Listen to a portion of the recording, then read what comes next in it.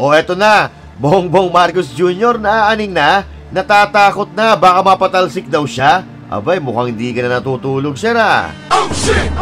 I know that there are several, the opposition would love to bring me into this, to include me in all of this. At eto, halos lahat ng Pilipino naniniwalang talamak ang korupsyon at pagnanakaw sa administrasyon ni Marcos Jr. Oh shit!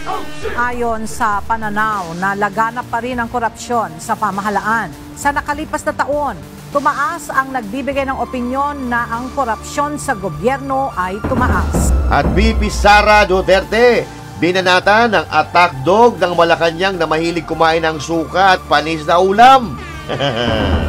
At nang tanungin kung kwalipikado bang maging Justice Secretary si Castro, diretsong sagot ni VP Sara, hindi.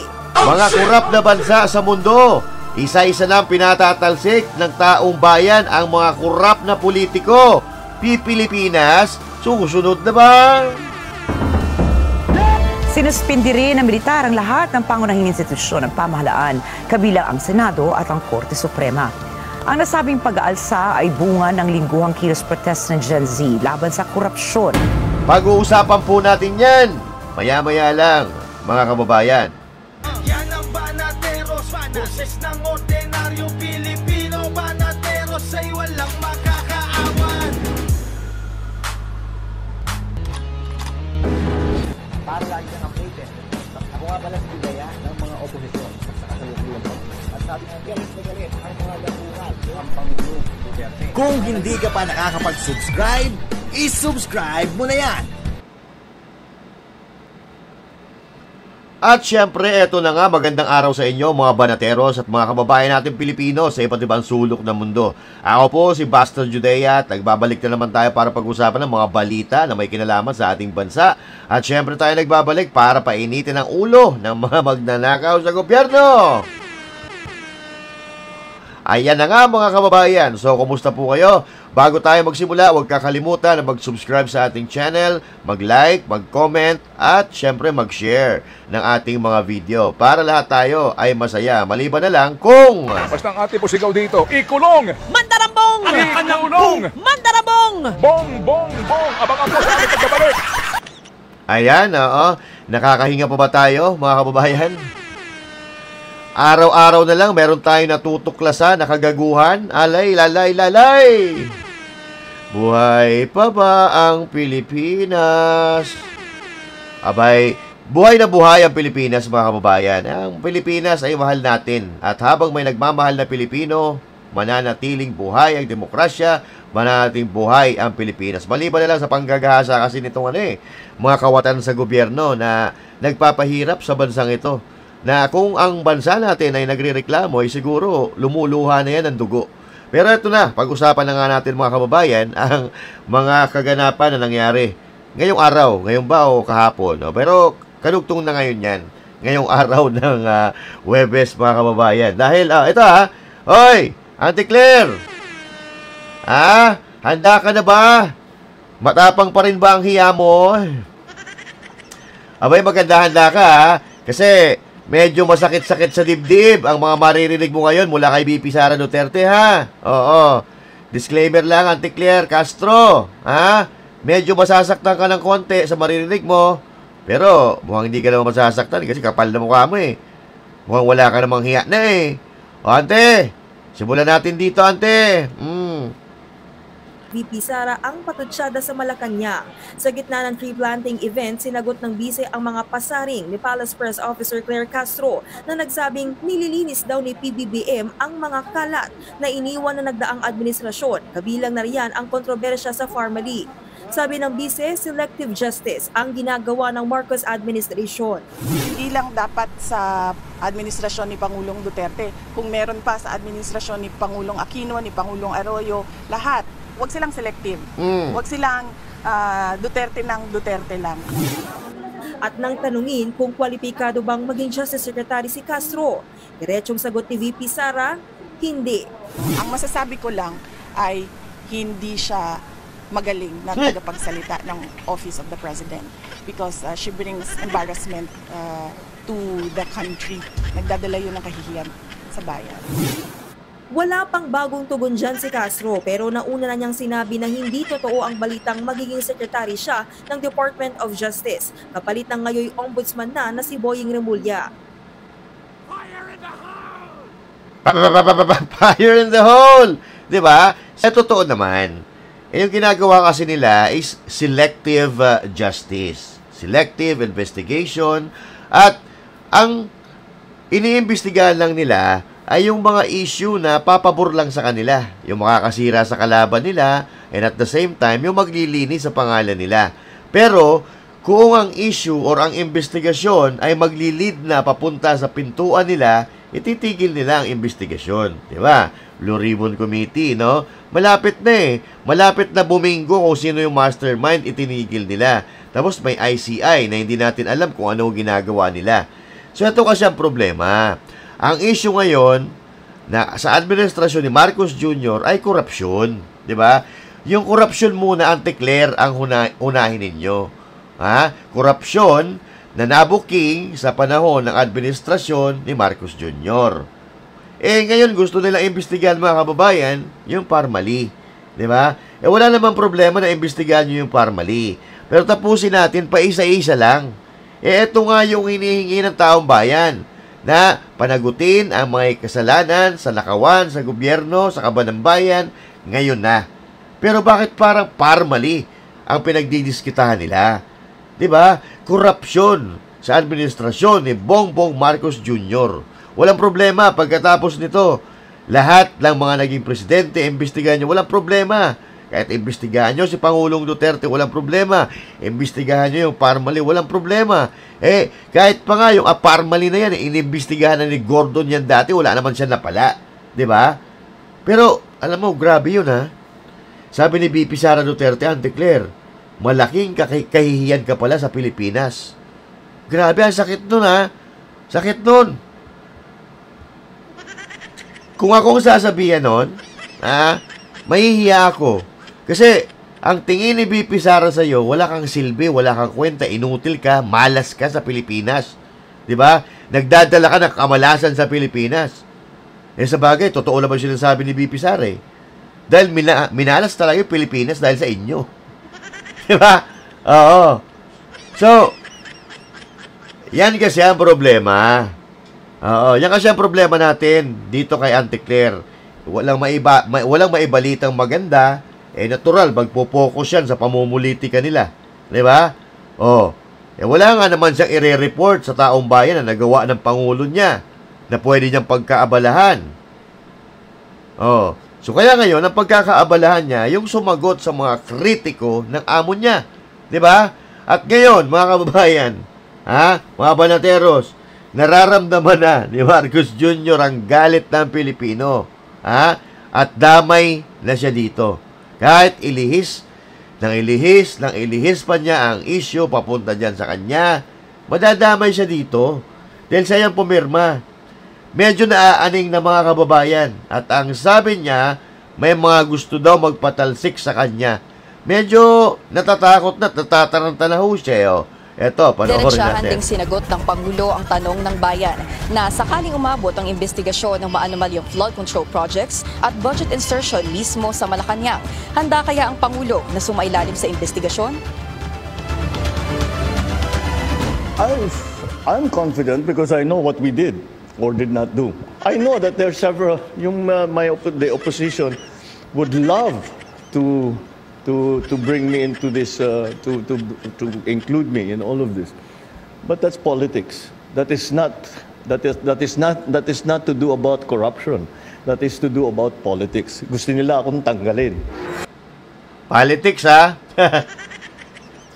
Yung korupsyon sa administrasyon mo, politics yan, ha? Oo. Di ba? Gusto raw siya tanggalin. Sinong gusto magtanggal sa'yo? Duterte na naman. Naklanto ako ka talaga, oo. Kung gusto ka tanggalin na mga Duterte, matagal ka nang wala dyan sa pwesto at kinauupuan mo. Ayaw nga nila ng ganoon. Yung tatanggalin ka, ang papalit si VP Sara dahil nahihiya sila. Hindi katulad nyo, mga walang hiya kayo eh. Diba? Huwag tamang hinalangit. Diba? Itigil mo na kasi yan. Nakakaaning talaga yan eh. Oo. nakakaaning talaga pag nasubrahan ka sa Coke. Nakakabahala yan. Coke, iniinom yun. Oo. Diba? Kasi, noong nakaraan, sabi mo, nakakausap mo yung tatay mo. Diba? Humihingi ka ng payo sa tatay mo.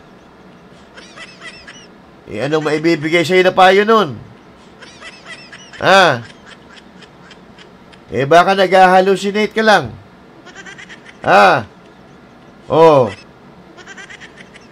Ganyan talaga pagbaba na, tama ay. Ganyan talaga pagbaba na. Follow up lang kailangan yan. Follow up. Alam mo, Mr. Bongbong Marcos Jr., ang magtatanggal sa inyo yung katiwalian na ginagawa nyo, hindi yung mga Duterte. Tatandaan nyo yan. Kasi kung gusto kayong tanggalin ng mga Duterte, napakarami na ng pagkakataon na pwede na kayong mapalitan, pero pinipigilan ng Duterte dahil sila may delikadesa. Diba? Kasi alam nila na ang papalit pag nawala ka, yung anak niya, si BP Sara. Ayaw nila ng ganun. Diba? Kung si President Duterte medyo gahagahaman sa kapangyarihan, baka hindi na siya bumaba dyan. Dahil mahal siya ng tao Meron siyang karapatan na mag-stay dahil nagustuhan siya ng tao. Pinabababa ka na ng tao, nandiyan ka pa Pal na mukha mo Diba? Huwag ganon. Tinuldukan na ni VP Sara ang mga spekulasyon na siya umano ang nasa likod ni Cavite 4th District Representative Kiko Barsaga na siya namang pasimuno para pababain si PBBM sa pwesto. Pero aminado ang VP na kilala niya ang kongresista dahil parte raw ito ng Uniteam noong 2022. Narito ang agenda report ni RJ Rosalado. Hindi ko pakawala si Kiko Barsaga. Yan ang sagot ni VP Sara sa manghakahakang kinokontrol niya umano ang kongresista na nananawagan na mag-resign na si PBBM. He is his own person, he has his own principles, and he has his own free will. And there is nothing wrong at all with what he is doing because, as I said, tayong lahat, we are covered by the freedom of speech and expression. Yan. Walang hiya talaga. Nasisi na naman si VP Sara Duterte. Alam mo yan, si Kiko Barsaga hindi nga mapagsabihan ng tatay niya Di ba? Kung matatandaan nyo yung rally, di ba? Makulit yan kinokontra na yung tatay niya tapos susunod siya kay VP Sara. Walang hiya. Ito pa nakakatawa. Ang nakakatawa lang kasi dito sa mga lintian na ito, pati ginagawa ni Kiko Barsaga ang sinisisi si VP Sara.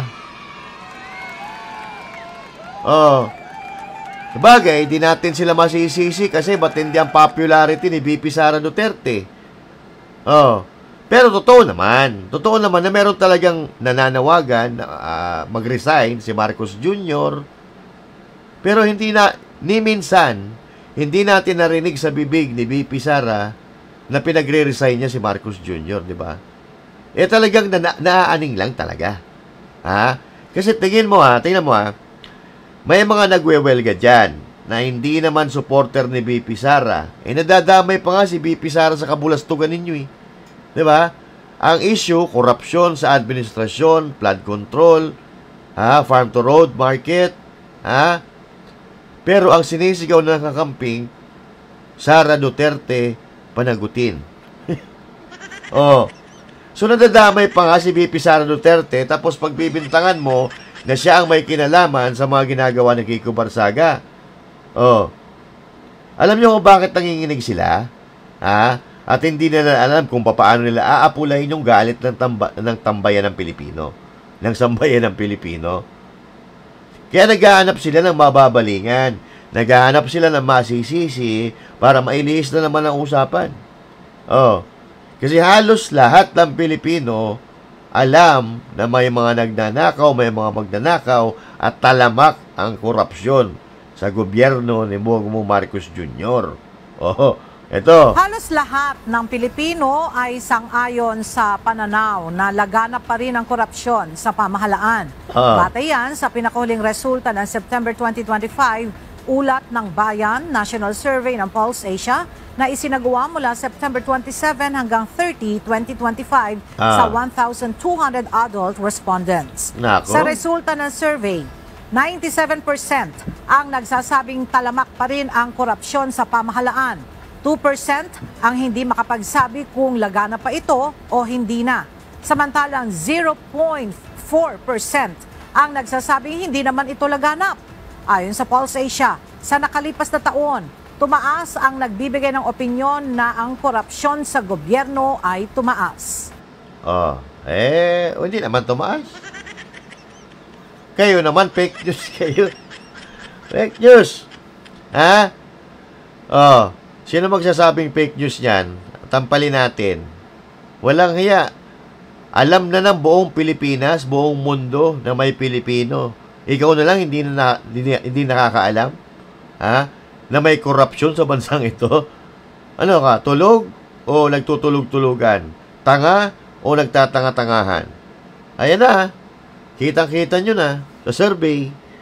Biruin mo 97% ng mga Pilipino naniniwala, talamak yung nakawan sa administrasyon ni Marcos Jr.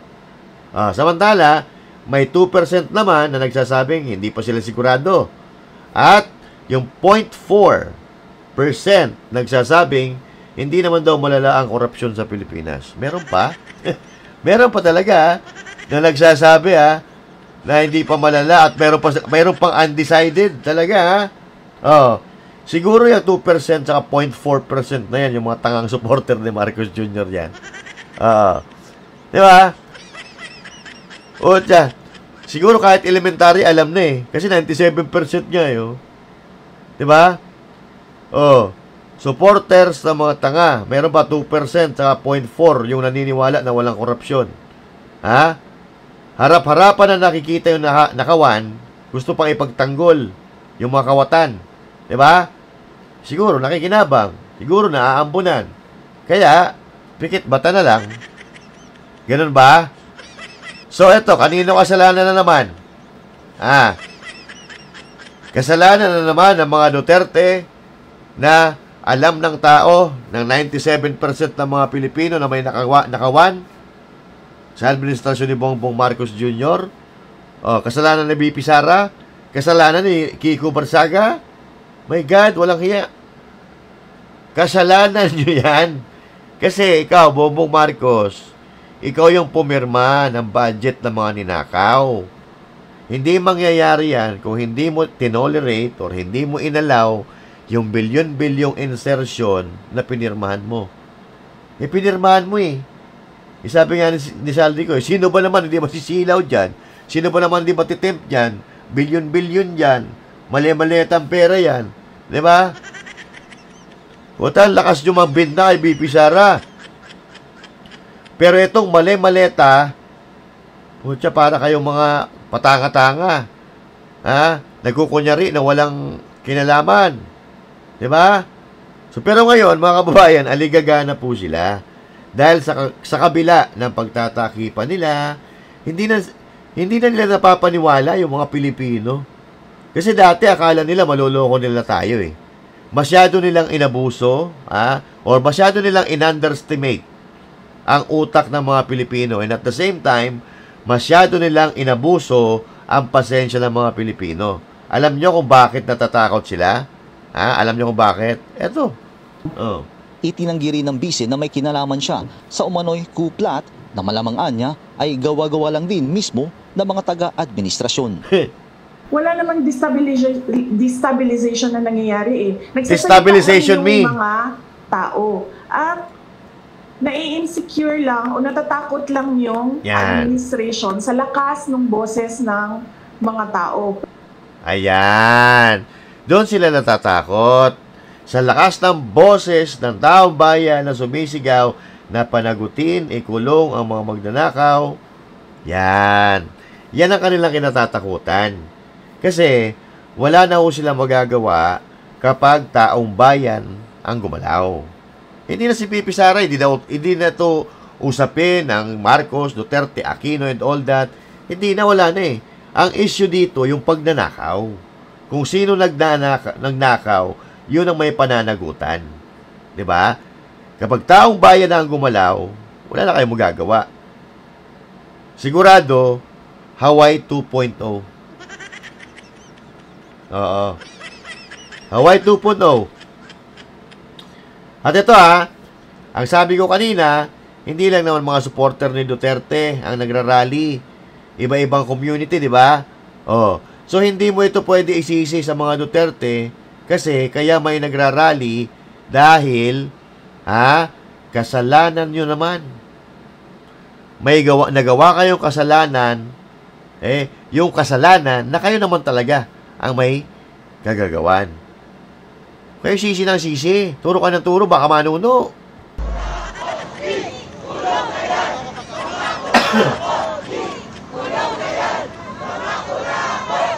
Mula sa mga kilos protesta kontra korupsyon noong September 21,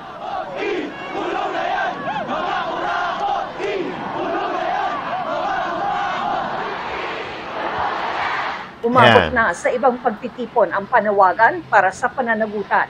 Isinigaw yan sa mga concert, mapa-local artist man,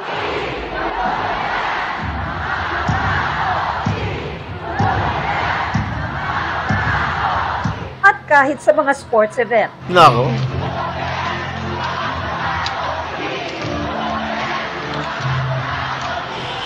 Ordinaryong Pilipino man o mga personalidad, hindi nanginig. Sa kalsada man, ikulong ang mga magnanakaw. O sa prestihiyosong pagtitipon, gaya ng Sinemalaya. Artista ng bayan! Ngayon ay lumalaban! Kulong yung mga kurakot! Yan. Katunayan, 60% ng mga Pilipino ang galit sa korupsyon batay sa pinakahuling survey ng Okta Research. 30% naman ang takot o balisa at 7% ang malungkot. Sa survey naman ng Pulse Asia, 97% ang naniniwalang talamak ang korupsyon sa pamahalaan. 85% ang nagsabing tumindi ito sa nagdaang 12 buwan at 46% ang nagsabing epektibo ang mga protesta para mapanagot ang mga tiwali.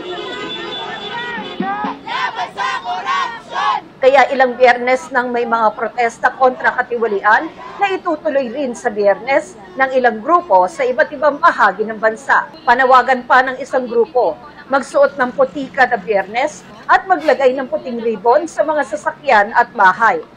Yung hindi makarating sa EDSA Shrine o yung mga nasa probinsya, mayroong kanya-kanyang parokya na sumasabay dito ng same activities and same actions all around again, the Philippines. At tulad noong September 21, may malakihan muling marcha sa November 30 sa iba't ibang lugar sa bansa. Panawagan nila, ikulong ang mga tiwali, ibalik nila ang kanilang mga nakulimbat at gawing transparent ang lahat sa gobyerno. Kulang nila ang pagsasapubliko lang sa SALN o tala ng mga yaman at utang ng mga opisyal ng gobyerno. Parang hindi naiibsan ng galit dahil nga katulad itong sa ICI, humihingi tayo ng transparency vis-a-vis the desire for security and confidentiality. Yan ang problema. Kasi hindi nakikinig ang gobyerno sa mga Pilipino, 'di ba? Lalo nilang ginagalit, 'di ba? Piruin mo, mag-iimbestiga ka tapos hindi mo papaalam sa madlang people. Hindi mo ipapaalam sa mamamayang Pilipino na higit na apektado sa mga pagnanakaw ng mga putang inang yan. 'Di ba? Itatago mo bakit? May gagawin ba kayo? Paplantsahin or ano? Para pagdamay kayo, maayos muna, lilinisin muna bago na ilabas sa media. 'Di ba? So, ayan, mga kababayan, nakita nyo kanina, hindi lang naman Duterte supporter ang nagwiwelga. Si Vice Ganda, hindi naman supporter ni BP Sara yan, di ba? So, hindi si BP Sara Duterte ang may kasalanan kung bakit nagagalit ang mga Pilipino, kung bakit nagwawala ang mga Pilipino, at kung bakit nagsasalita si Kiko Barsaga. Nagsasalita si Kiko Barsaga dahil alam niya na may nakawan talaga. O biruin mo ito ha, iba-ibang komunidad, iba-ibang event. Hindi nakakalimutan ng korupsyon. Gano'n nakatindi mga kababayan ang galit ng mga Pilipino. Kahit sa awarding ceremony, ng mga artista sinisigaw, ikulong ang magnanakaw. Diyan natatakot kayo ng administrasyon ni Marcos. Kapag lalong dumami yung tao, lalo na lumami yung tao sa kalye na magpoprotesta, baka doon na sila madali. Diba? Kasi ayaw nila matulad sa Indonesia, ayaw nila matulad sa Nepal, at sa ibang bansa, sa ibang bansa na pinatalsik yung presidente dahil sa korupsyon, dahil walang nagagawa. Diba? At ito may bago, mga kababayan, sa Madagascar may bago na naman. Ito panoorin muna natin. Naganap po ang isang kudeta sa Madagascar matapos kumpirmahin ng isang army commander na nasa kontrol na ng militar ang kapangyarihan sa bansa. Ito ay kasunod ng impeachment at pagtakas si Pangulong Andry Rajoelina kasabay ng eroplano ng militar ng France matapos mabigong makontrol ang mga demonstrador. Mesdames et messieurs, depuis son élection à la présidence de la République de Madagascar, M. Andry Rajoelina a multiplié les actes de nature à compromettre la dignité et la neutralité attachées à la fonction présidentielle. Plusieurs faits démontrent un cumul d'activités incompatibles avec ses hautes fonctions, ainsi qu'un usage personnel à son influence publique à des fins privées ou partisanes. Nagdiwang sa kalsada ng Antananarivo ang libo-libong mga mamamayan bilang hudyat ng pribagong yugto sa pamumuno sa isla. Ayon kay Commander Randriarina, isang konsehong binubuo ng militar ang namumuno sa bansa ng hanggang 2 taon kasama ang isang transitional government bago magsagawa ng halalan. On a pris la décision parce que j'ai expliqué ça plusieurs fois, parce qu'il n'y a rien qui marche à Madagascar, il n'y a pas de président, il n'y a pas de président du Sénat, il n'y a pas de gouvernement, il n'y a rien qui marche. Donc on doit prendre la responsabilité, en fait, c'est ça. Sinuspindi rin ng militar ang lahat ng pangunahing institusyon ng pamahalaan, kabilang ang Senado at ang Korte Suprema. Ang nasabing pag-aalsa ay bunga ng lingguhang kilos protest ng Gen Z laban sa korupsyon. Korupsyon din. Walang hiya. Utay na, mga korap talaga na yan no? Dapat sa mga korap na yan, ginagano, pina-fire in the hole Diba? So doon, mga kababayan, makikita mo. Dapat ganito di ba? Tinake over na po ng mga militar nila yung pamumuno muna. Lilinisin muna. Lilinisin lahat ng sangay ng gobyerno. Pati Senate. Sinuspindi nila. Ayusin talaga. Ayusin ang sistema ng gobyerno. Tsaka sila ngayon magkakaroon ng eleksyon. Diba? Kung sino magiging presidente. Dapat ganun Kaya lang malabo mangyari sa Pilipinas kasi yung mga matataas na leader data ng mga MUP ng Pilipinas, tutasin na rin Diba? So parang wala na sila pakialam, bahala na kayo dyan. Maghihintay na lang kami kung sino magiging presidente, yun ang suportahan namin.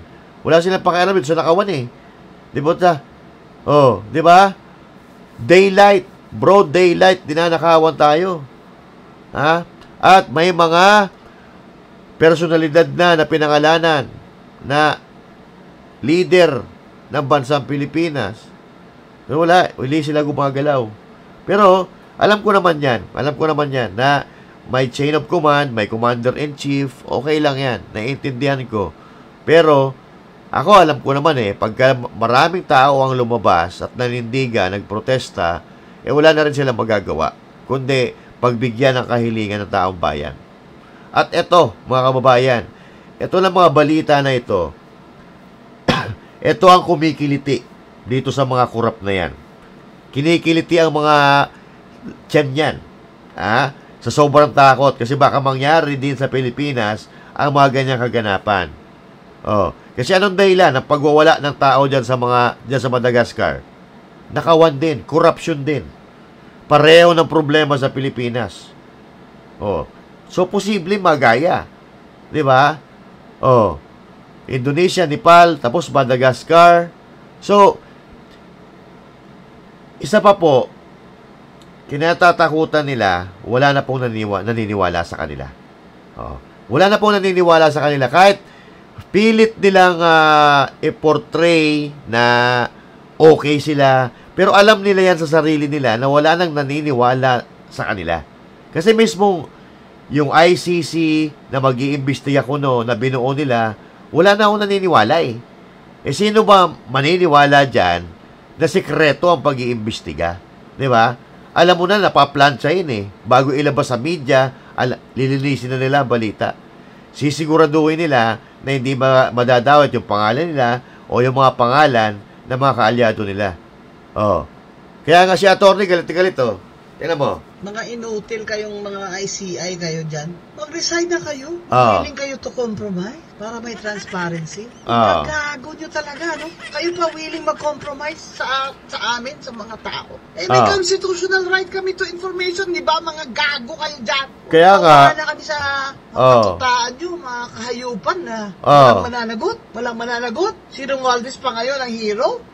Putang ama! Ang mastermind pa! Ang mag-state witness! Yun ang i-recommenda nyo, mga ICI kayo, mga inutil kayo. Ang utos sa inyo ni BBM, si Saldi ko lang, ang ikukulong nyo, yun lang yun? Yun na? Talagang untouchable si Romualdez sa Martin Luther King, ha? Ay, kung hindi nyo kaya, panindigan yan.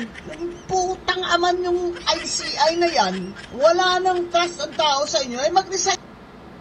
Mag-resign na lang kayo. Yan. Diba? So, wala na po naniniwala sa ICI na yan. Diba?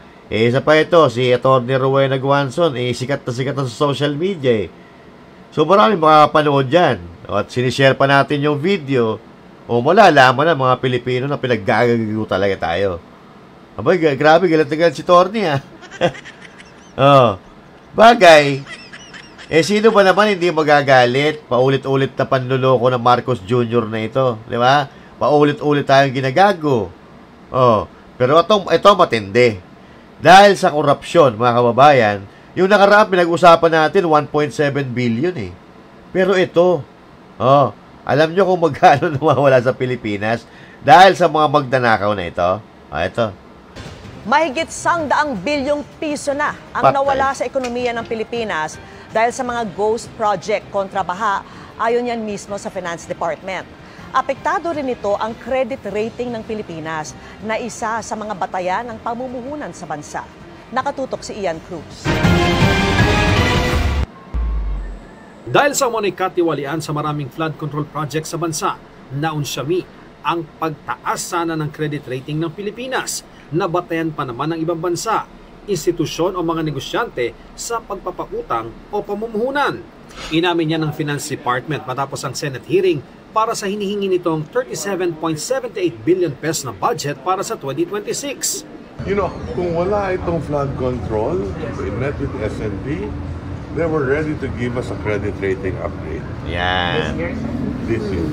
Sana. We were already going to be a notch upward. So, nakakapanghinayang. Asahan din anyang babagal ang paglago ng ekonomiya habang nagpapatupad ng reforma para masinsin ang paggastos at hindi na mauwi sa katiwalian. Makakabawi rin naman anya ang ekonomiya. Internally, posible magkaroon ng slowdown in growth itong third quarter. Pag nag-slowdown ang gobyerno sa paggastos, posible hanggang umabot yan ang first quarter next year. Bukod pa yan sa tiyak na kung hindi gagastos, paano kung gastos ng gastos, utang ng utang, gastos ng gastos, wala na. Nawala sa ekonomiya mula 2023 hanggang 2025 nang dahil sa ghost flood projects na ayon sa Finance Department ay mahigit 118 billion pesos. Daming mga rally, daming mga but do you see any slowdown in terms of paying taxes? Yes, nararamdaman na ng BIR yan. So, yung growth rate ng collection nila nababawasan ng konti, but so far manageable naman lahat. Naong katuloy ang hugot umano ng ilang negosyante na nagbabayad ng buwis. Tapos malalaman namin itong mga to, ghost pala, hindi natin kung nagbabayad ba ng tamang buwis mga ito. Sabi ng BIR, simula pa lang ang paghahain nila ng 7.1 billion peso tax evasion case laban sa mga Diskaya at St. Gerard Construction. Patuloy pa rin yung ginagawang investigation or pag-audit doon sa mga iba pang contractors involved, and we're also looking into other personalities involved. Naungkat din ang program funds sa panukalang budget o yung nakapilang gastusin sakaling may sobrang pera pa ang gobyerno. Huwag naman yung masyadong broad na pwedeng gamitin sa iba't ibang proyekto na hindi na natin kontrolado. Mahalaga yung unprogrammed fund. Halimbawa, pag may sakuna, katulad na nangyari sa Davao del Norte at sa Cebu, may agahan pwede makuha ang ating Pangulo. Dapat. May revenue nga naman, pwede natin gamitin yan para sa kalabidad. Pero paniwala ni Recto, hindi dapat malaki ang unprogrammed funds. Dapat anya ay standby fund lang sa oras ng pangangailangan. Dapat din anyang naka-line item pa rin ito. Para sa GMA Integrated. Ayun, mga kababayan, ano? So, unprogrammed funds talaga. Yan po talaga yung pinakamalupit na tambayan ng mga corrupt na politician, unprogrammed funds. So, nasaan na yung unprogrammed funds? Ubus na. Di ba? Na imbis na sana, ano pa lang tayo ngayon? August, September, October, ubus na. Maghihintay na naman tayo ng budget sa 2026. Maghihintay na naman tayo ng unprogrammed funds na ibubulsa ng mga buhaya. Diba? So, dapat, walang hiya talaga itong mga hayop na to, no? So, inubos na nila. Magkano ba yung unprogrammed funds? 500 billion? Yung ba? Yung, parang, somewhat, parang ganyan yung halaga Pero ngayon wala na. Kasi alam mo yung sabi ni Bongbong Marcos Jr. na pupunta daw sila sa Senado, pupunta sa Kongreso at manghihingi ng pera. So sana kung may unprogrammed funds pang natitira, madali sana mahuhugot para magkapera, itutulong sa mga dinaanan ng sakuna. Pero wala na, ibinulsa na, at eto grabe mga kapatid. Ekonomiya ng Pilipinas. Ano sabi? 118 billion ang nawala sa kaban ng ating bayan dahil sa kagawan ng mga gahaman, mga buhaya at mga magnanakaw na salot sa lipunan. So yun ang problema natin mga kababayan. Kaya eto magkakaproblema tayo dito. Magkakaproblema ang mga Pilipino. Lalo na mga ordinaryong Pilipino. Dahil maghihirap tayo Ang ibig sabihin ng pangit na ekonomiya, maghihirap yung mga kababayan natin na dukha, yung walang-wala talaga. Kasi yung mga negosyante, kahit bumaba ekonomiya, tumaas ekonomiya, may makakain yung mga yan Pag tumaas ang ekonomiya, o bumaba ang ekonomiya, ang apektado dyan na higit tayo mga ordinaryong Pilipino. Nandiyan na yung tataas ang bilihin. Excuse me. Tataas ang mga serbisyo. Basta lahat ng babayaran mo, tataas yan. Pagpangit ang ekonomiya. Pagbagsak ang ekonomiya. Nako, oo. Tama lang talaga na magmura Tama lang, murahin ang mga hinayupak na to, katulad ng ginagawa ni Atty. Rowena Guanzon Diba? So ikaw, tanungin kita na nanonood, anong nararamdaman mo? Hindi ka pagalit? Anyway, mga kababayan, kung mayroon kayong comment, i-comment ninyo dyan. Kung may opinion kayo, o may galit kayo, comment nyo dyan. Basahin natin yan, pag-usapan natin yan sa susunod natin na pagkikita. Okay? So hanggang dito na lang muna. And again, this is Master Judes and thank you. God bless you all and to God be the glory. Magandang araw po sa inyo lahat. Goodbye!